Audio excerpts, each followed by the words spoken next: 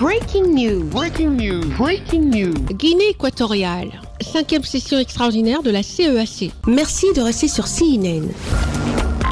Breaking news. Breaking news.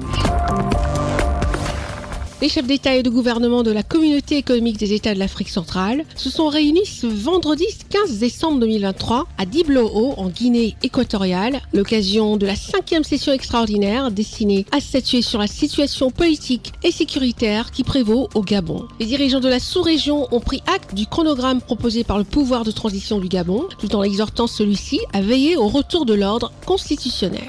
Présidé par son Excellence le Président Obiang Nguema Mbazogo, par ailleurs président en exercice de la communauté. Cette réunion qui a vu la participation des chefs d'État et de gouvernement des pays membres fait suite à la 4e session extraordinaire de la conférence des chefs d'État et de gouvernement de la communauté, tenue en septembre dernier et qui était également consacrée à la situation politique et sécuritaire du Gabon après le coup de libération du 30 août. Au cours de celle-ci, la conférence avait décidé de suspendre la participation du Gabon à toutes les activités de la communauté et confier la présidence en exercice de la République de Guinée équatoriale, conformément à l'article 73 du règlement intérieur de la dite institution, qui stipule qu'en cas d'empêchement du président en exercice, la fonction est assurée par le vice-président. À cet effet, le professeur Faustin Archange Touadéra, président de la République centrafricaine, avait été désigné pour conduire la mission de facilitation pour le compte de l'institution afin d'accompagner le Gabon dans un retour à l'ordre constitutionnel avec l'appui des États membres. Les experts en matière de paix et de sécurité de la CEAC, ayant statué sur les conditions de retour du Gabon dans les instances de l'organisation régionale de travail de la COPAX, a été soumis à l'approbation des chefs d'État et de gouvernement des pays membres de la Communauté économique des États d'Afrique centrale. À cet effet, le président en exercice de la CEAC, son Excellence Obiang Nguema Mbazogo, a remercié les chefs d'État et de gouvernement pour leur implication dans la réussite de cette 5e session extraordinaire.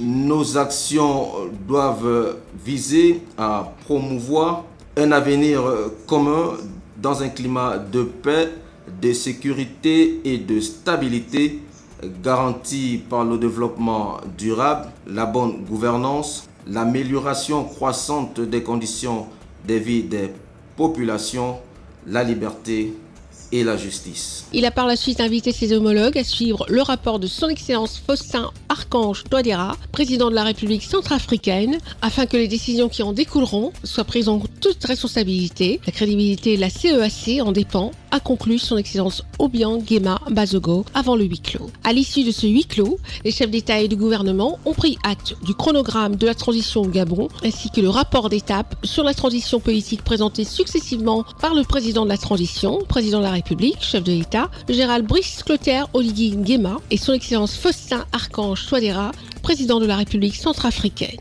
La CEAC a ainsi exhorté son facilitateur à poursuivre ses efforts à travers la mise en place d'une feuille de route d'accompagnement de la transition politique au Gabon. En outre, les chefs d'État et de gouvernement ont encouragé les acteurs politiques, socio-économiques, de la société civile ainsi que le peuple gabonais au maintien du climat de paix et de sécurité sur l'ensemble du territoire national.